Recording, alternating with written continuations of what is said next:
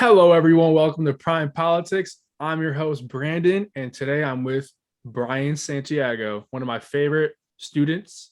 He's currently a senior, I believe, at in high school. He wants to study politics. Bryan, tell us more about your background and what you stand for. So, I am more Wait, like look I at the love. camera. Look at the camera. Okay. Yeah.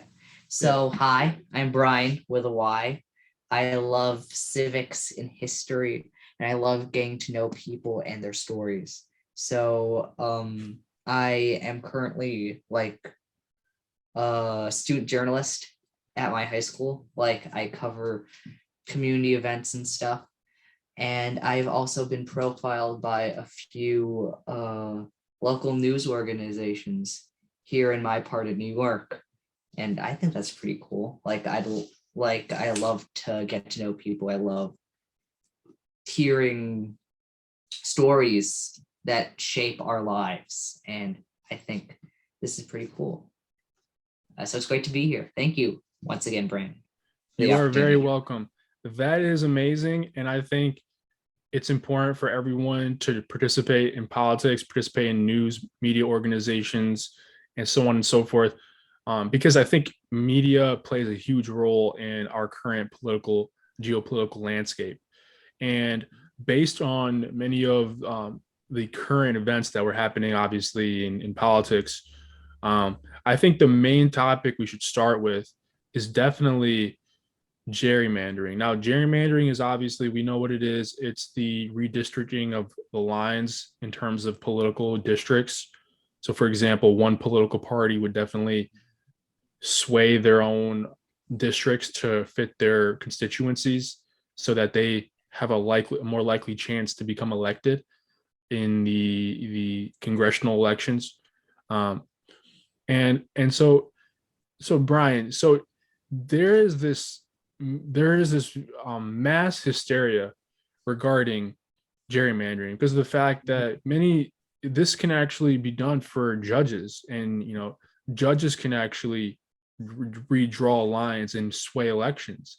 And so are politicians choosing who gets elected, and why does it matter that politicians are choosing who gets elected and not the people? I mean, we do go to the ballot box and cast our votes. But the question now remains, does that actually count for anything? Does it actually mean anything? True. And so it's a legitimate question to be asked Yes, of exactly. our politicians Mhm. to give elections the integrity that they so deserve. That's true. Because if people become disenchanted with how things work as they are currently, people will become less and less informed, less likely to pay attention or even be interested in what's going on.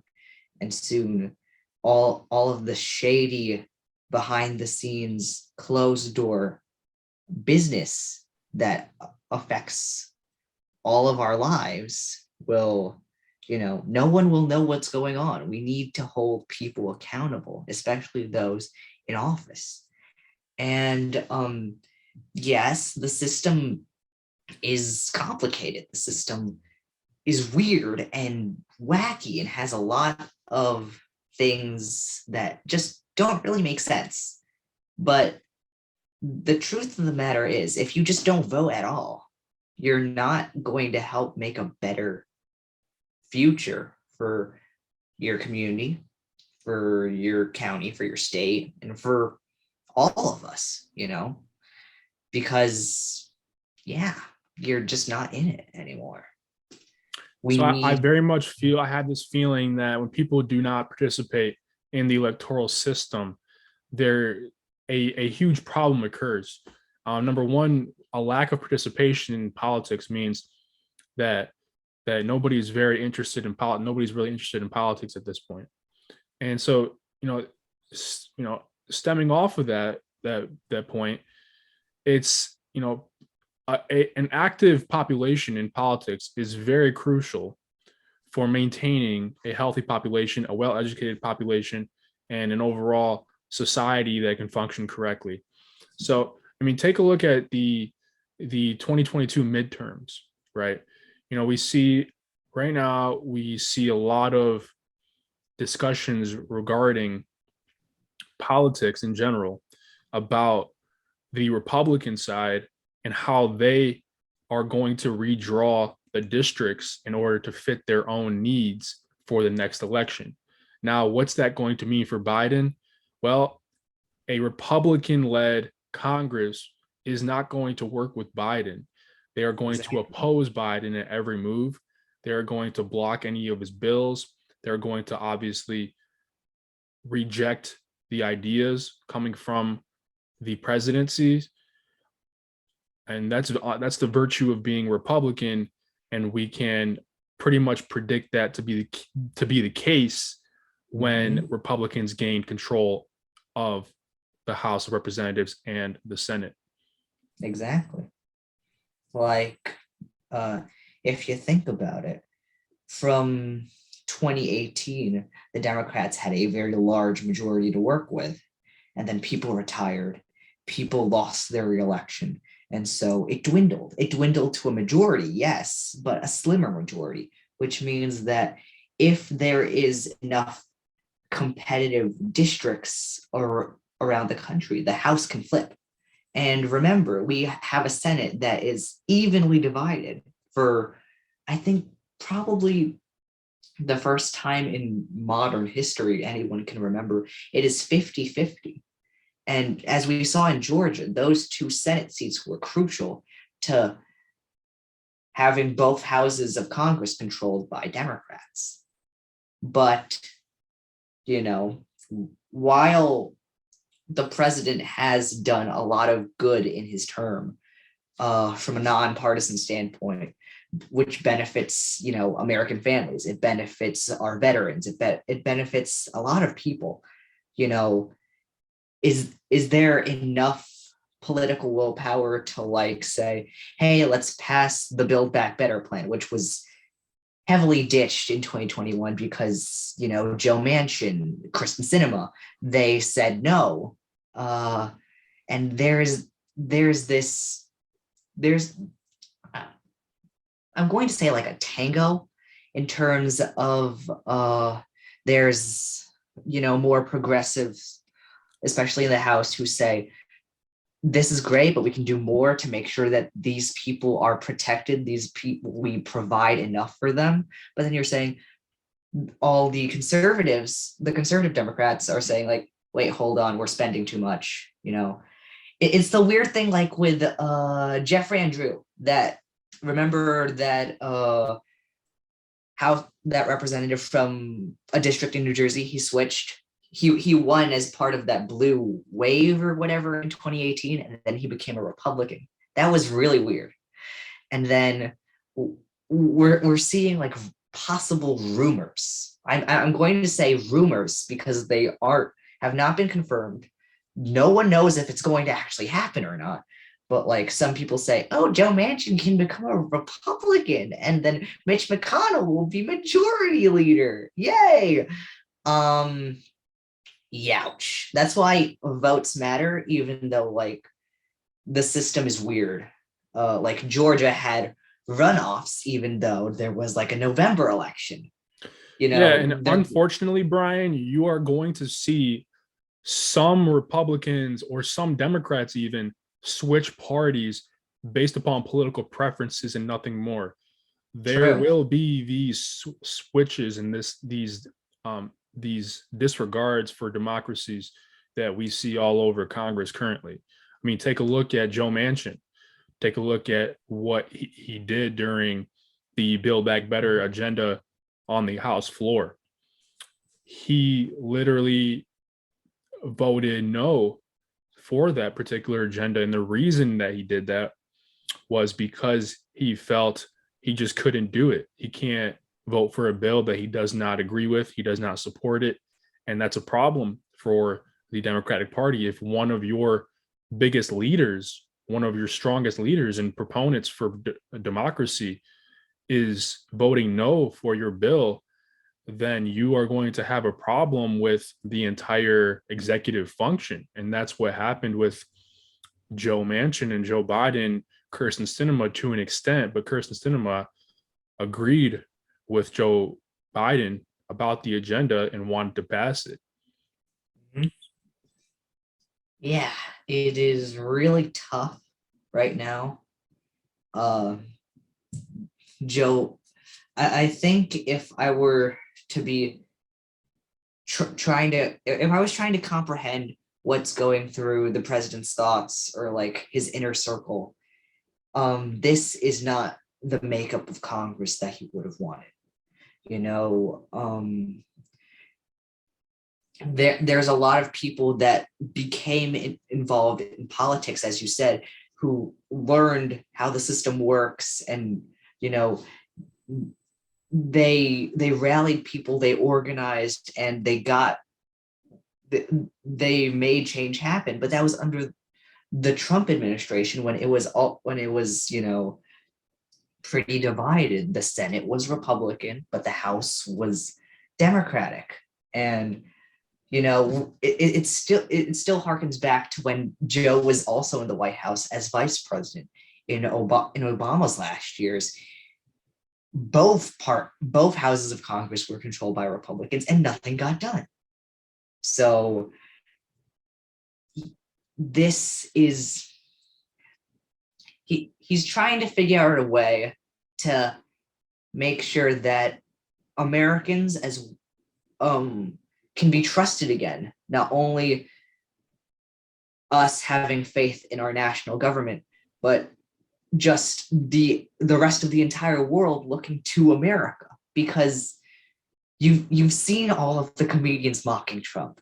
You've seen the headlines, the actual investigations of what his business dealings are doing. He's involved with a lot of personal stuff, even though he's in a federal office, et cetera, et cetera. How do we put ourselves back on the world stage? How do we make sure that we impact people once again for the better and not for the worse? And that's his major problem. Like, how can he get the stuff done if he teeters on the possibility of losing one or both houses of Congress entirely in a It few is in interesting that months you from now? brought up Donald Trump, because Donald Trump is currently being investigated by the January 6th committee. And Mhm. we still don't know where that's going to lead. And it might even lead to an indictment of some Trump officials and some Trump organizations. And there might be a hefty fine being imposed on Mr. Trump, former President Trump. And that, obviously will cause a problem in the administration. And my question right now, the biggest thing looming on everyone's mind currently, is will Trump run in 2024? Now, if that's the case, if he will run, then we are going to see a lot of battles between Biden and Trump, possibly a contender in the Republican Party, which may be Ron DeSantis, or perhaps maybe some other Republican, but we may also see a contender in the Democratic Party too. And that will scare me, because for the fact that I think that another Democrat running in 2024 as for president will likely knock Biden off of the nomination. And I strongly believe that will happen. Ah, you don't see Kamala Harris stepping into the post. You don't. Do you think that could happen? Do you think Biden could probably not run for a second term? Well, no, of course he's going to run for a second Biden term. has already Senate. announced that if Yeah, he's in good health, he will be running in 2024. Yes, he will be yeah, running if he's in good health. The question now looms over everyone's mind is who is going to be contending against Biden, if any contender at all. true. And if let's say Donald Trump does actually come back for a rematch, how are we going to see the campaigns and the debates pull it off? uh I I was watching Meet the Press, and I think this week, and the basis of the Republican Party is now all about Trump. It's probably going to say even a cult. Yes, there's some conservatives who have backed away from the Republican Party. You see Liz Cheney, who is now part of the January 6th Commission. You also have retiring Representative Adam Kinzinger of Illinois. But they're a very small minority in Congress right now. Elise Stefanik, who is just a few hours north of me here in New York State, she replaced Liz Cheney as the Republican conference chair of the House, and she along with more extreme members of Congress, including Paul Gosar, who shared that threatening video, Marjorie Taylor Greene, who was just Killing recently, AOC.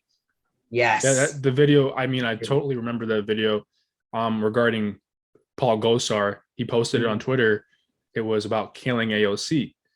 That's a yeah, little harsh for a congressperson to post on social true. media. And then you also have Marjorie Taylor Greene, who has also heavily used social media, and she recently got banned permanently by Twitter. That's correct. Um, my congressional representative Jamal Bowman of the 16th district, he is one of many who have called for the what's the term, A re-election. no, not banishment, basically kicking all of these Republicans out of their jobs. They want them out of the House. Like, this is something that has not happened basically since the Civil War. And that worries me, because every so often I see people saying, like, we could be this close to another Civil War. And remember, the first Civil War, the only Civil War in American history, was about 150 years ago. Then 100 years later, after the Civil War, we had the legendary Civil Rights Movement, and we had the Women's Rights Movement, which brought us Roe versus Wade, and we had the gay lesbian rights movement, for the LGBT plus community. All of those progressive rights movements helped us get the more rights and freedoms that we enjoy today in 2022. Now, the Supreme Court, because of Donald Trump, as we've seen, is going to shift its view. It's not Neil Gorsuch. You have Amy Klobuchar. Yeah. The point is, there is going to be a lot of Democratic contenders that decide to run against Joe Biden in 2022, 2024. It's a matter of fact that we know Trump is running. We've heard rumors about him running, and we strongly believe that he will likely be the Republican nomination. Now, in terms of what's inside of the Democratic Party, as we currently know it to be, we need to be talking about who will be the nomination. Bernie Sanders is the chair of the Treasury Committee. He was placed by Joe Biden. Now, is he going to run in 2022? Maybe there was a deal that had occurred which stipulated rules for Bernie not to run against Joe Biden, because we know Bernie has a large population that supports him, and that's undisputable. And so what we're going to see here in the next 2 to 4 years is a large dispute regarding the election integrity, like we talked about earlier. Plus, we're going to talk about many of the injustices, systemic racisms that have occurred under Trump's administration that we're still recovering from to this day. So basically, January 6th. So those are very important issues. But I want to move on to another topic real quick. So basically, we talked about gerrymandering. We talked about the January 6th insurrection briefly, although we can talk about it more. So for the January 6th election, my question to you is, so we have seen this uproar of the January 6th committee. They've been working on this for about 6 months, all right? And they still, they're coming up with, many things to tackle this issue with. So it's complex. We saw rioters at the Capitol. We saw Donald Trump incite them. We saw police getting murdered. We saw, you know, massive disputes regarding who is responsible for this riot. Mhm. Um, the general consensus seems to be it was Trump. It was him and his associates creating this chaos, sending these people to the Capitol to attack it and break in. Now, if we see the results from the January 6th committee letting Donald Trump off the hook, then it's going to be a very sad story for the nation. Although he might just be let off the hook for that. I think they are subpoenaing him, which means they're requiring him to give them information based upon the facts and the evidence. Yeah. But still, I mean, I'm testifying about January 6th on national television. That's going to be a sight to see. We're gonna wait for that to come out. Hopefully it does. Hopefully we see some real evidence from Trump himself. We have yet to see it. We have yet to see it on national television. All we have seen are tweets, and so these are critical issues that the American people need to address, Mhm. and hopefully we see them sometime soon. Yeah. But what are your thoughts? My question to you is, what are your thoughts on the January 6th insurrection last year? We're coming up on the 1 year anniversary, 3 days from today. What are your thoughts on that? On who's responsible for it? I remember just being stunned when I heard the news. I wasn't really checking the internet because I think I was just focusing on school, but looking at like the evening news special report, every single network had it flashing red and white, rioters on the Capitol complex breaking into the building. And, I think like this is a traumatic moment for people, it like I saw some people that day who had posted like this could be Generation Z's 9/11 moment. Nah, but it's definitely a moment to remember in modern American history because it does show that democracy is fragile, and it does show that we need safeguards at all that we need to safeguard this grand experiment of politics of this democratic republic that was the first in the world to achieve this. And seeing that right as the Trump presidency was ending, just it's like the cherry on top of a cake that looks like it was made by Oscar the Grouch. That it is just the be all end all grand finale of whatever disastrous 4 years this was. And personally, right on the inside, I'm thankful that like American voters actually took the time to listen and actually took the time to hear the debates, hear this pivotal moment in history that we're going through.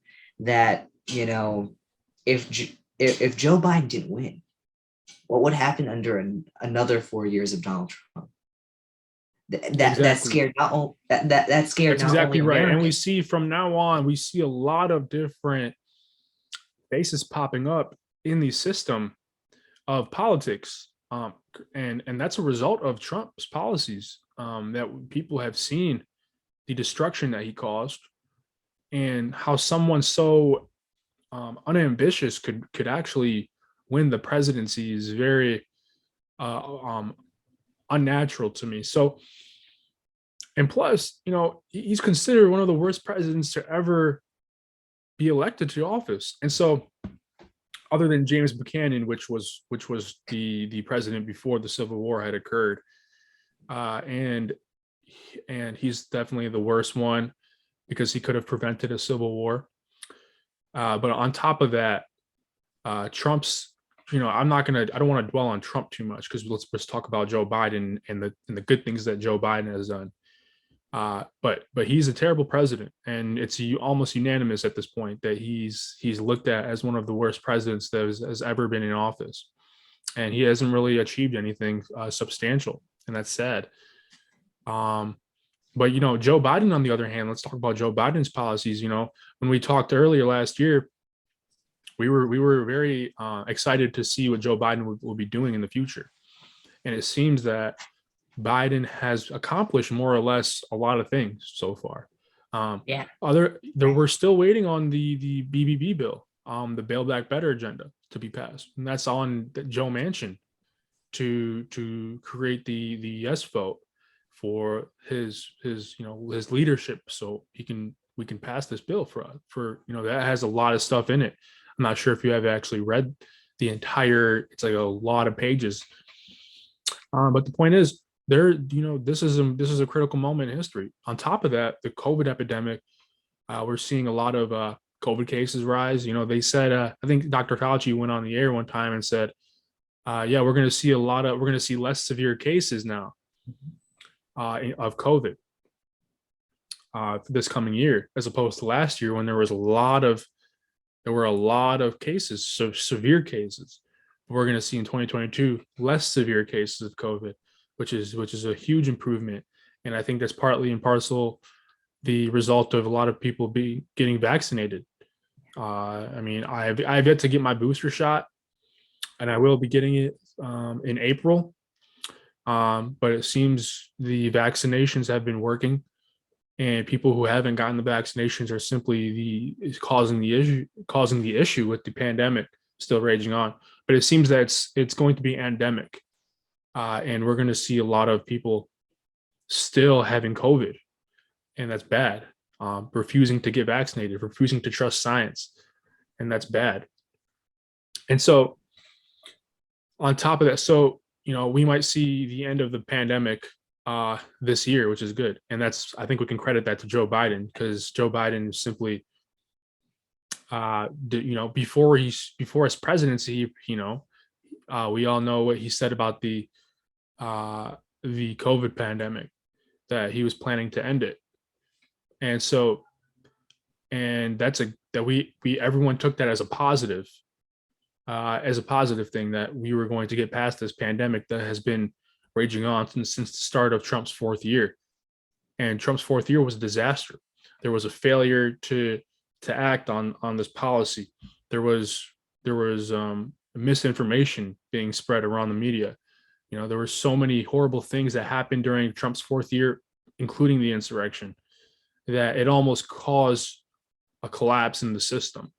But literally, physically, the system was attacked from the inside out. This was an inside job, and this the metaphorical substrate, if you will, of Joe Biden's policies is helping many people, as far as I can tell. Exactly. And if you'll allow me to butt in here for a moment. Go ahead. When we first heard from President Biden on Inauguration Day, he laid out the three main components of his legislative agenda for his first year. We had the American Rescue Plan, the COVID Rescue Bill, which was big, and it thankfully passed both houses of Congress. Of course, many Republicans were against it, but it passed because of reconciliation. But we also have the infrastructure bill, which is technically a recent victory for Joe Biden and congressional Democrats as well, which will allow us to make important transportation upgrades, important water upgrades, make sure that everyone is healthier and safer, and make sure that not only physical infrastructure is maintained for for not just our generation, but for generations to come in American society. But this social network of infrastructure, I think it's, Jamal Bowman being a teacher and being my congressional rep, as well as a few other Democrats from New York, Kristen Gillibrand. She herself is a mom. AOC. She's worked in Queens at a restaurant. She we have all experienced how the social infrastructure network has helped us. Yeah. Childcare being a big part of that.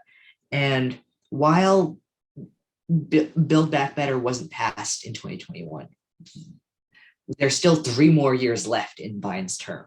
And COVID is not over yet because, as you said, Omicron, this new variant that's basically taken over Delta. It's much easier for people to get sick, but it's not technically milder. Yeah, Mild. I want to talk more about the U.S.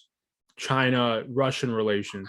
So you mentioned that you think that there's going to be a civil war within the country, but what about the foreign relations between the United States, Russia, and China, and how you see that playing out on the global scale?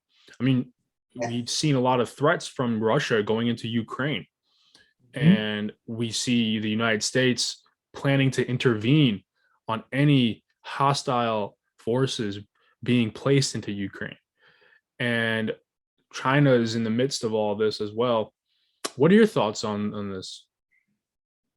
So this obviously relates back to the not just recently with with the call between President Biden and President Putin, but Yep. it also dates back to the early uh ages of the pandemic, before anyone cared that it was a thing, before anyone actually knew this was deadly. This had the potential to close down everything. uh President Trump basically has an odd on and off relationship with China. And I say this not just because I'm Asian American. I've had a lived experience, with the geopolitical histories of the continent. But it was him and other fringe very conservative Republicans who pushed the term China virus to, And I wonder the real reason as to xenophobia. why they were pushing this narrative saying China virus instead of the coronavirus. As I've said, this on and off again relationship with China, like there, like in some cases, he kind of liked Xi Jinping, but in other cases, like, oh, we're gonna start a trade war.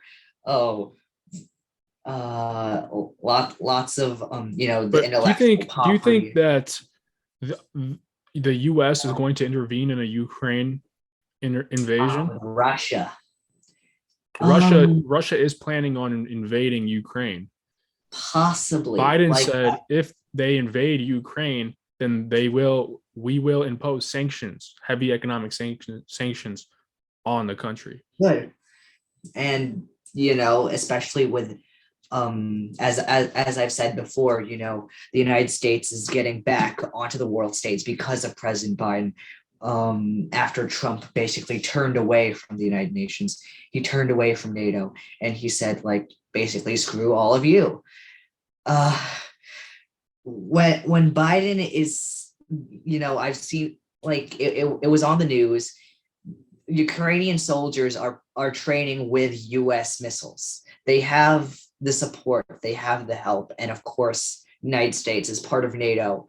They're going to they're going to, like, be defensive. Like, yes, we are going to help Ukraine maintain its sovereignty because Russia annexed Crimea all those years, all back, like, almost like 8 years ago, 2014.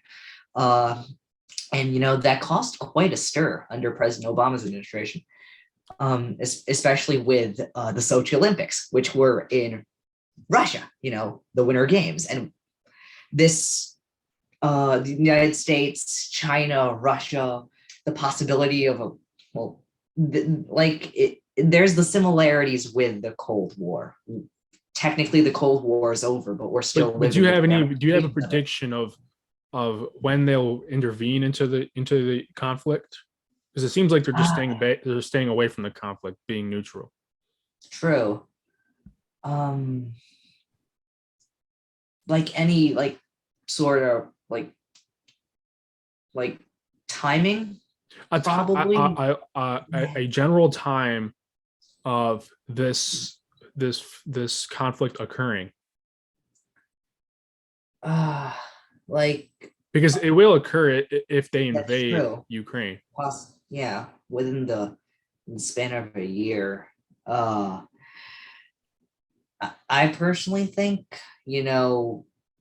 it's still It's still not. murky. Like we're Yeah, not sure. it's still not at like the boiling point, the height of the problem yet. So Right, right. I don't foresee that coming for many months. But yes, as you have said, it is definitely on the horizon, something to think about, something like possibly postulate uh this whole uh this whole dilemma we're in. We have China coming at us at one end, we have Russia coming at us at another end, and um, maybe North Korea. Who knows? But All right, final thoughts. So, what are your thoughts on the Barack Obama versus the Joe Biden administration? And when I mean, obviously, we know the Joe Biden administration, they're not done. They yeah. still have 4 years left, probably even another term, perhaps. But and when looking at the comparisons between the Obama administration and the Joe Biden administration, what difference do you see between those two? So in different in terms of differences between these administrations so far, um, I'm going to talk about similarities first because that can help me differentiate between how far we've come with since the 2008 election versus the 2020 election, etc. So when Biden was vice president under Barack Obama as president, they took office during the Great Recession, 2008. That was one of the worst recessions America and the entire world has seen in a long time. Uh, people were out of jobs. People needed help back up on the streets. Banks uh, shuttered, and a lot of terrible things happened. And at, when we turned the page, 2009, 2010, and then going into Barack Obama's second term, we see that not only the United States but the rest of the world has regained its footing somewhat. And that was because Barack Obama and the Democratic controlled Congress back in his early term actually did a lot of good stuff. I can't name them off the top of my head, but they provided a lot of assistance to people who needed it most, and we made sure that everyone could stand up here in the United States with the support that they needed. And uh, Joe Biden, looking back on his first year of office, the United States and the rest of the world is still in this coronavirus crisis, and he is doing all that he can to make sure, just like um, the person he used to work for, he's doing all that he can to make sure that we are protecting American citizens. We are making sure that everyone isn't neglected, isn't left off to the side. And he's still got a ways to go. This is only his first year, and we're still not over this yet. Mhm. As you said, So, as would you much say that Joe Biden's first year in office has been better than Obama's so far, in your opinion? There are the pros and cons. Like, of course, there's much more there's much more of a spectrum of democratic ideals, within the party. You have more of you have the progressive caucus gaining strength, especially within the House, and then you have the Senate, especially with like the filibuster, and they're teetering on a very, very slim majority that we don't know even if this is going to if this is how this is going to shake up even in a few months from now in November.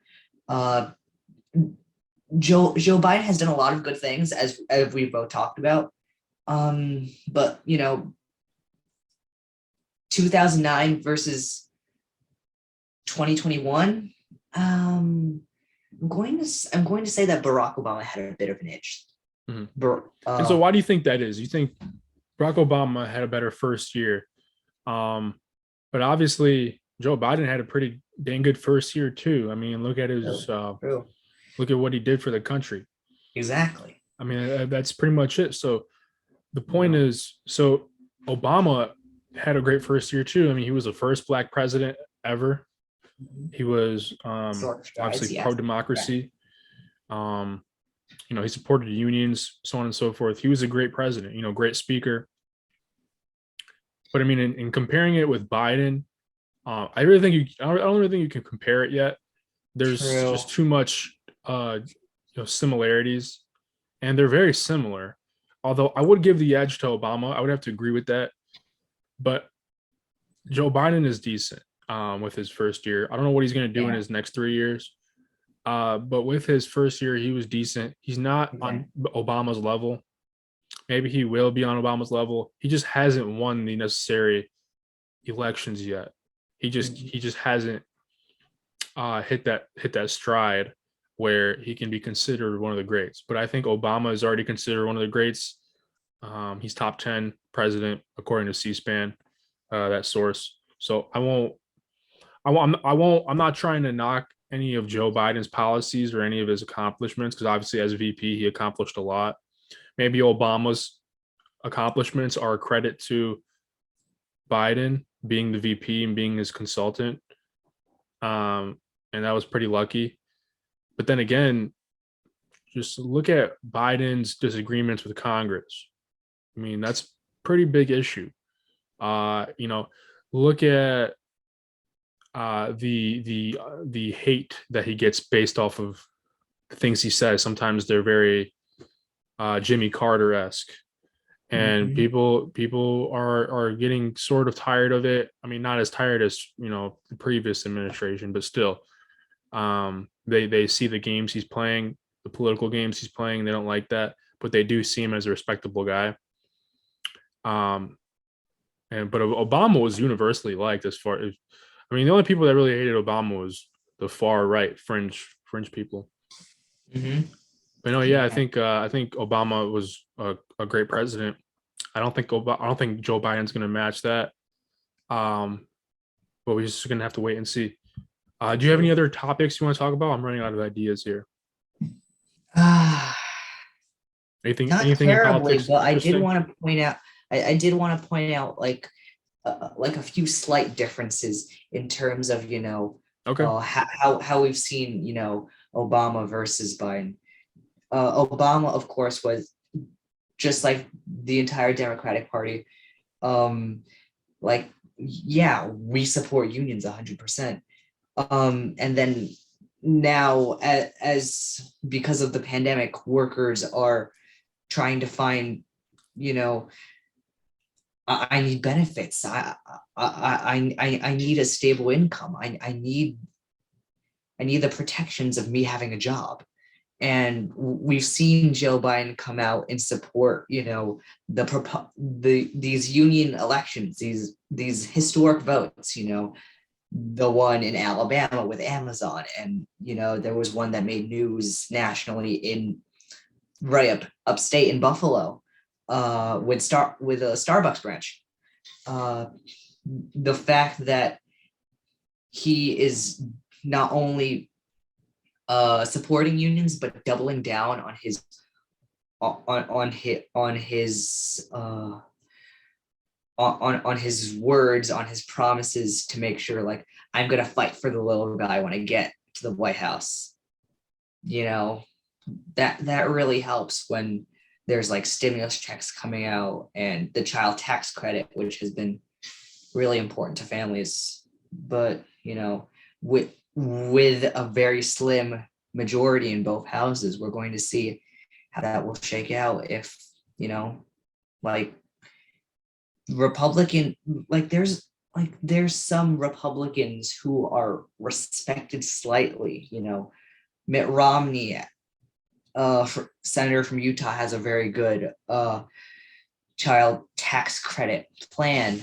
And I've seen the fact sheet. I've seen how it would work out. That would also be great, but not as not on the scale that the congressional Democrats have put it at.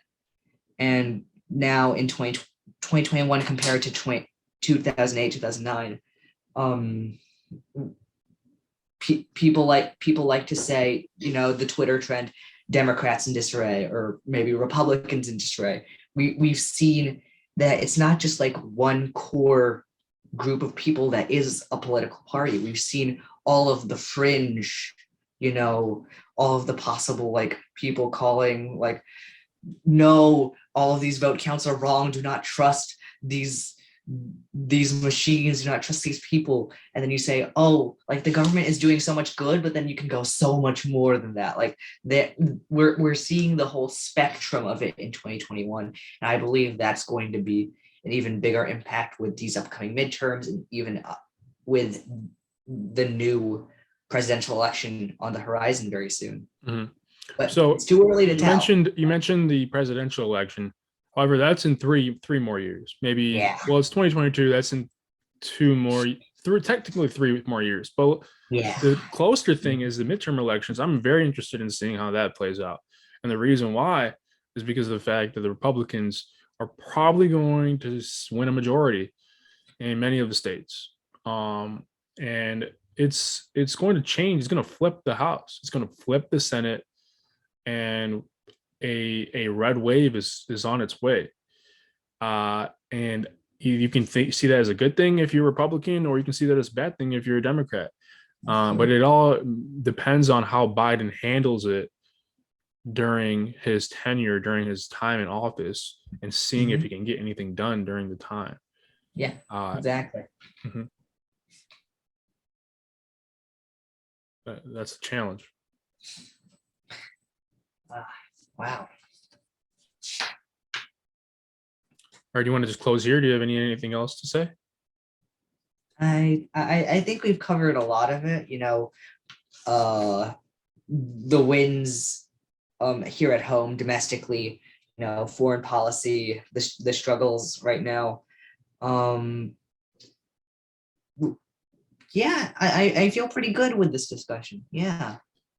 Me too. I thought it was a great discussion, and I look forward to having you on again.